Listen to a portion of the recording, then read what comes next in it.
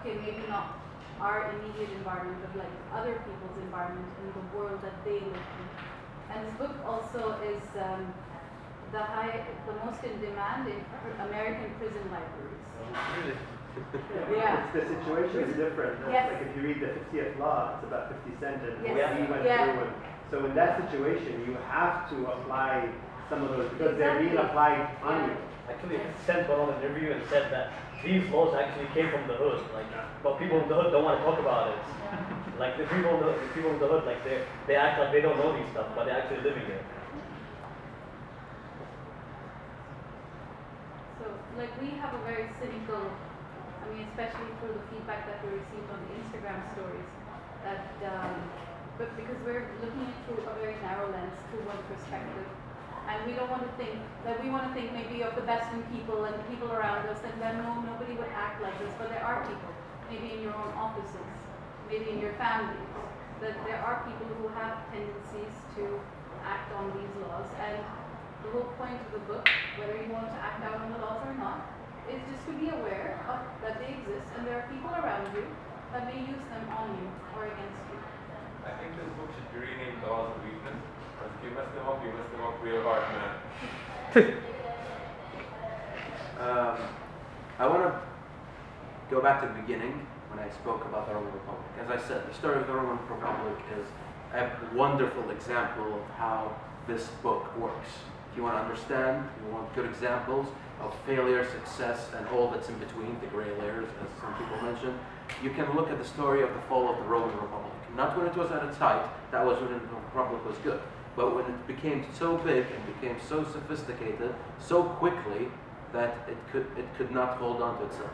And there are a lot of reasons people mention to why the Republic fell, but the one that is most relevant to this topic is that the Roman Republic created a mentality that pushed people towards ambition as a survival instinct, at least in the Roman hierarchy. The way it goes is that the Roman citizen was pushed to be the most ambitious person. They had a room filled with their historical figures, statues of them and all their achievements, and since they were kids, they would walk them through these rooms, or they would show it to them and tell them that they must be something like that. Julius Caesar is from the house of Julia, which has a lot of history. Cornelius Sulla, Cornelius, same thing. They have big houses and they have great prestige and great pride in what they know, and that ambition drove them to be obsessed with just becoming the greatest figure, which eventually led to the showdown between Pompey the Great, and Caesar, which ultimately ended the Republic. Now, if you read the 48 Laws, what you see is exactly what's happening through the Roman mind.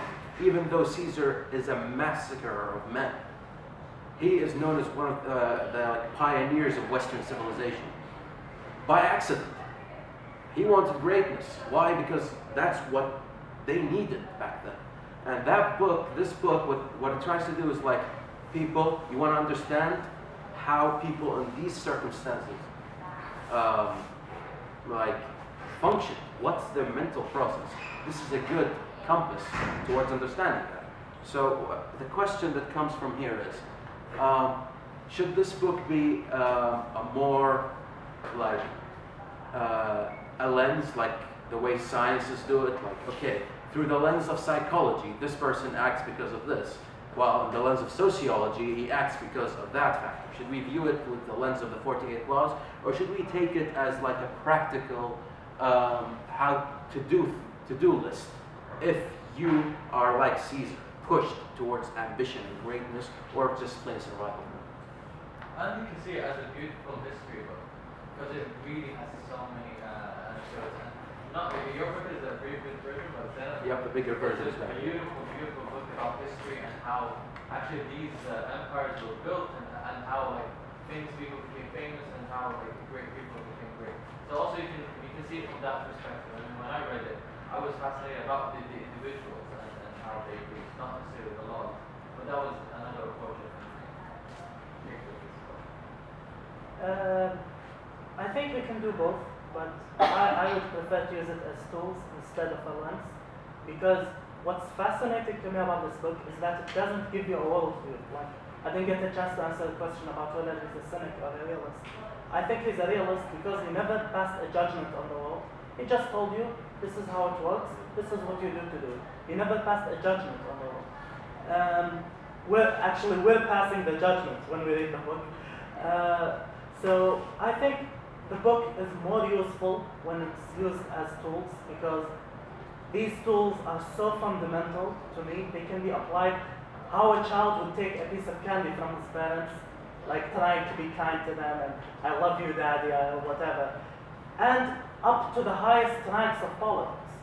So I think like the way they're fundamental, they can be applied to anything, so they should be looked without seeing them as a judgment on something or as a lens, but actually as tools to apply in your lens. They help you, they empower you. Yeah. I go with this idea, but I think from a person to another, it depends on the time they really need, when they really need to apply the powers, and you can never know when should I do it or when should I not, but only if like the whole community is like under this category of like applying power. So this is your only way, your only answer at all. I think I should go with that. This would be a very good book for Muslims. How so? Because we have a verse in the Quran that says, "Adu lahum mastata'tum min quwwah," prepare for them what you have of strength. Sorry? Prepare for them what you have of power. "Adu lahum mastata'tum min quwwah." يريدون به عدو الله وعدوه. Anyway. Anyone else want to say anything? I'd love to know that if you guys, I don't know if this is one of your questions, but if you guys could apply one law, which one would it be? That's the only question. Yeah, Hold okay. that thought. First, before we go to the ending question, does anybody have anything to add? We have time. So if anybody has anything to add, a point to make, we're good. No? Alright. The ending question. Not all these laws are created equal. Right? Which law fascinated you the most and why? We're going to go through all of you. If you did not read the book, or if you did not like any of the laws, you can make your own law and tell us why you chose it. Alright? Left to right, where are we going to start? Sure. I like the first law, where you don't have to outwit your boss. Never outshine the master? Yeah, so it's very practical. Very. Especially in a corporate world when you're trying to prove yourself as an up-and-coming whatever employee, you get caught by this illusion that you have to, so it's smarter than your boss, but it's quite powerful. I don't remember which law was it, but I like the one where they said basically operating in darkness.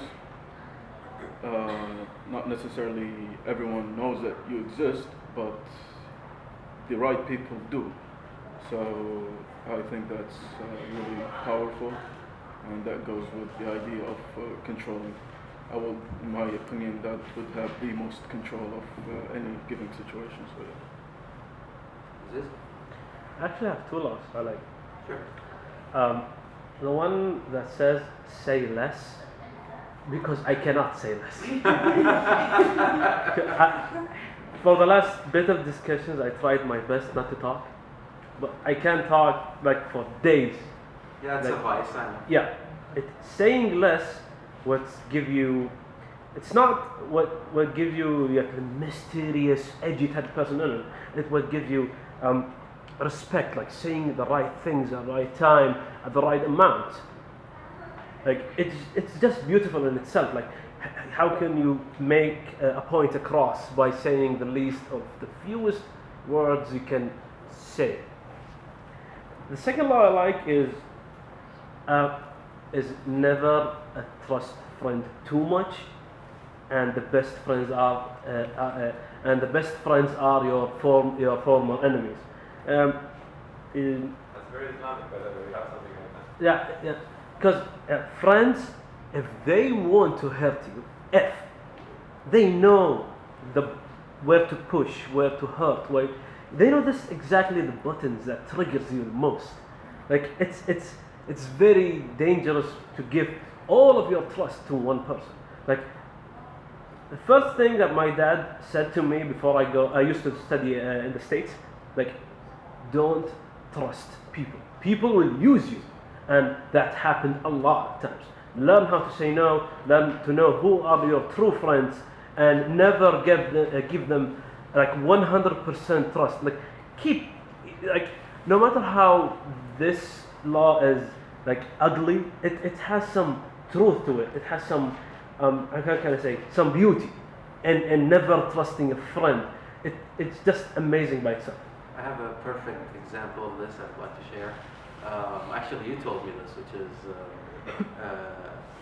this man was sued in court by his wife for not like feeding them and not like providing for them. And the man simply just opened a box where he saved up all the bills and all the payments he made, those that we usually toss or not even take, right? And he saved them up just in case she does that to him. He knew from the start. He saved up. Why did he marry her? It's weird, I know. It's very weird, but it's a perfect application of the law, right? You never know.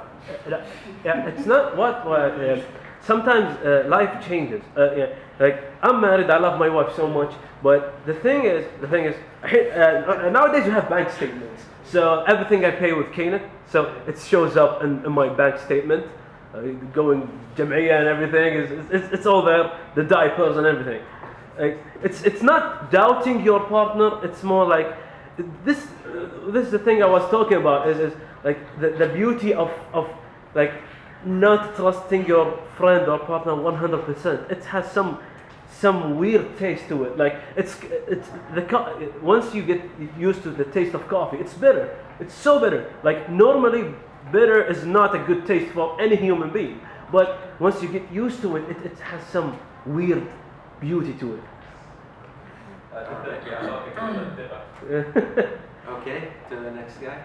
Okay, so I have like 3 laws that I fancy, I say. So the first one is the first law is the second law, which is about trust, as you mentioned. I believe you shouldn't be so transparent to people. It depends on like you can actually like level up your trust levels. Trust A, trust B, trust C, trust C, trust D. Depends on your experience with them and how many times have you stabbed you in the front or in the back.